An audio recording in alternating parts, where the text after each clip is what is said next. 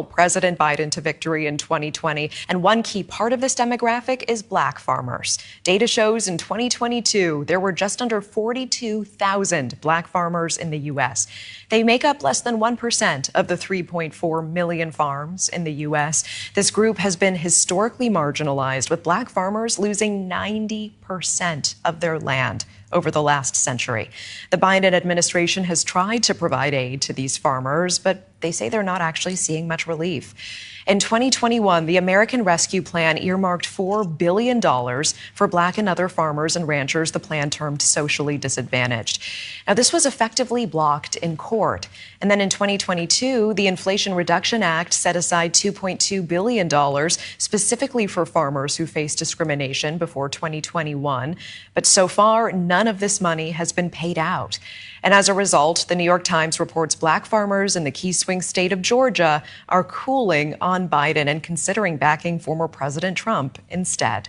Joining us now is the president of the National Black Farmers Association, John Boyd Jr. John, it's always a good day when I get to see you. Thanks so much for joining us on this. How you doing, Natasha? And I just want to say something about the story that just came on before that. That's why I've been on your show and urging the administration to invest more into America's farmers, and we need to be invested in avocado farms right here in the United States. Sorry that those employees got caught up in that, and it's all because of the crime that's going on in the area, but we need to invest in America's farms at home. I appreciate that perspective. Thank you for saying that. And John, how do you feel the Biden administration has done by black farmers? Well, they're not doing a good job, and we've talked about this in the past. We didn't get the $5 billion in debt relief. We were sued in federal court, and a temporary injunction was held in Texas and some of the other states around the country. And just as I started winning those cases in federal court on motions to intervene to hear about the discrimination that black farmers face, the administration repealed it, just like you spoke about. So the 120% debt relief, as my daddy would ask, did you get the money? Yes or no? We did not get the money. And that's why you see so many black farmers frustrated. And they're also looking at how the administration is greeting this leader, who happens to be me. So there hasn't been a meeting between myself and the president to talk about what he could do administratively. They fought for student debt relief in this country. That was granted. They're fighting for affirmative action and some of the and women reproductive rights, all very, very important issues. But the administration hasn't said one word about what they're going to do to help black farmers get the 120% debt relief that we were promised. And we see it like a broken promise, like 40 acres and a mule, that we simply didn't get. And then we're watching aid go to all of these foreign countries, the war in Israel, $176 billion to Ukraine.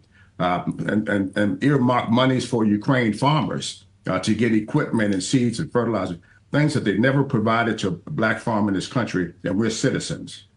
I understand. And to that end, I know you've requested meetings with the White House on a number of farming issues. What response are you getting? Well, the meeting hasn't happened. And the president, I was the first black organization when then Vice President Biden wasn't doing well with black support. And I came out and endorsed him early on. And he told me that he would provide debt relief to black farmers in this country. And, although we just feel like the president hasn't done what he said he was going to do. And the least he can do is come to the table. This is a large body of people. The numbers say something else, but we have 130,000 members in our organization. Many are landowners, and we want to be taken seriously in this election. And we know what's on the other side of the aisle. The only candidate who's called me and invited me on his podcast was Kennedy. And he said he would provide the $5 billion within a week of being in office. So the only candidate that has came out publicly and said that he would provide the debt relief to black farmers is Kennedy so far. Would you put your endorsement behind RFK Jr.? Well, I would like to have more conversations with him. Understood.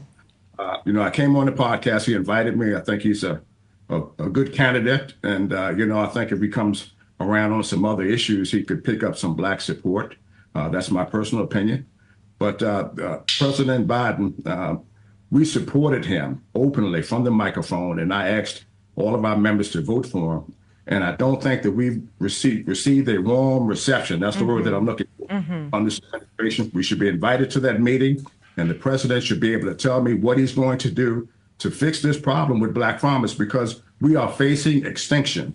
And that's why you've seen such overwhelmingly angry black farmers in that article. They're saying we need help now, and we want to know what the president is going to do before we cast a vote for him. That's what these farmers are saying. Understood. President of the National Black Farmer Association, John Boyd Jr., thank you so much for your time, as always. Thank you, Natasha, for having me. Yeah, man, shout out to the black farmers, man. Black farmers, but yeah, but fortunately, you know, Joe Biden said he's gonna do something. You know how some of these politicians, they lie about what they're gonna do, which is crazy. So go ahead, Hakeem, man. What's your take about the Joe Biden not giving the necessary funds to the black farmers? You know what my stance is. A lot of people might not like it. I'm a conservative. Been there, done that. You go vote for somebody who has been reportedly known not to follow through with shit. I seen this from a mile away. I don't want nobody to pacify me. Put me in a position where I could do for self. America ain't gonna give you nothing. You got to go take it. But you need a president who put parameters around so we can go get the money.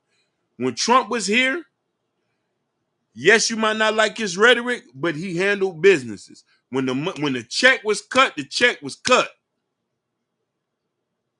Now you say you want him for another term? We're suffering now under him. He said you ain't black if you don't vote for him.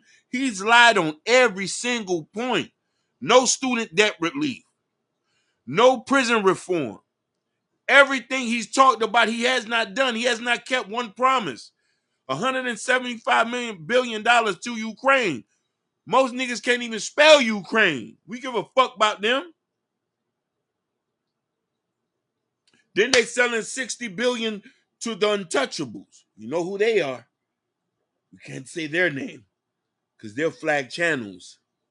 Hey, Ron, Hakeem, don't forget about the crack pipes he gave out 2 years ago too. Come on.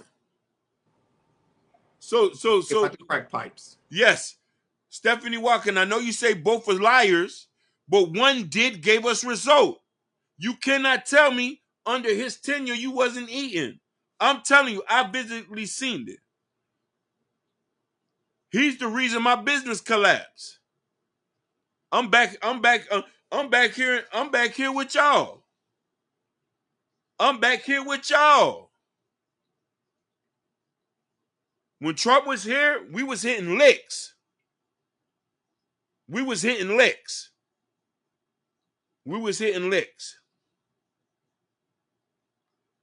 No, sweetheart. Listen, let's focus on policy. Ain't no about listen, Biden's policy has been detrimental to black folks up until this point. We're in worse a position than we was when he got in office. We're in a worse position. So my thing is this. You want to make... No. Yeah, that's a theory. Everybody always say like the next president is riding on the next president, the next president is riding on the next president. That's just a theory. But if you really look down the picture, everybody even say Biden is doing the worst job he could ever done, especially in this presidency. That's why I say I can't wait for Thursday debate, because I know Thursday debate they're gonna focus more on the foreign policy and also the economy. Trump going to destroy him. He's going to destroy him. That was this debate on Thursday is going to be. I'm gonna actually tune in and watch. I won't be able to watch the whole thing because I actually work, but I know it's going to be a very interesting debate. It's not. Trump. Everybody even say Trump really benefited more from the corporation and also the farmers. The farmers was actually doing good under Trump. Under Biden, the farmers are doing 10 times worse. Yeah, that's a fact. Why high? The gas prices was $1 and it was. Under Biden, the gas prices now is like at, I think LA is like what, $7? Miami close to $4. At one point, yeah, but that was in West Hollywood. You got to go. But I'm just saying, but that's still expensive for Americans. You want Americans to be able to because America uses a lot of fuel, especially the farmland. But I'm gonna be honest with you. I think President Biden wants the farmland to diminish because corporations are now buying the farmlands out. I don't think I noticed that, right? A lot of corporations are buying a lot of these farmlands, so they're trying to get rid of a lot of these small farmlands, a lot of these small businesses, so the corporations can come and take over those small businesses, especially the farmland. And I think, if I'm not mistaken, they say Bill Gates has a lot of farmland. Yeah, in the Midwest area. So that's one thing I'm gonna actually invest in when I get some serious money. That's one thing I'm gonna actually do, invest in the farmland, because that's where the money's at. People don't understand when you're able to grow your own fruits, veggies, and make sure you have animals on there. So There's a lot of I benefits want to say towards this. that. I want to say this. The black farmer who was there, I don't know if they're gonna do it on this debate, because they do three debates, right? Yeah, that's correct. I hope that black farmer, I don't know if it's this debate or next debate, of him could go ask the question and say, hey, Joe Biden, you know, when it comes to the relief fund, what we're going to do, you know, you said he was going to offer this, you didn't do that, you know, so what happened and everything. And hopefully he could be there and answer to Joe Biden and also to Donald Trump too, because like he's saying, like the black farmer was saying, you know, the black farmers is about to be extinct, you know, unless you don't get the money to support and everything. And also what Ronnie was just saying, a lot of corporations, you know, they want to build their own farming system, you know, they want to make GMO foods and everything, you know, and keep pushing it out for all these processed foods, and keep pushing it out to people, you know, and buy it at a cheaper price, and have people, not live very, very long and everything. So, but yeah, it's very important for our black farmers to get their money, and hopefully that black farmer, he be one of these debates and really talk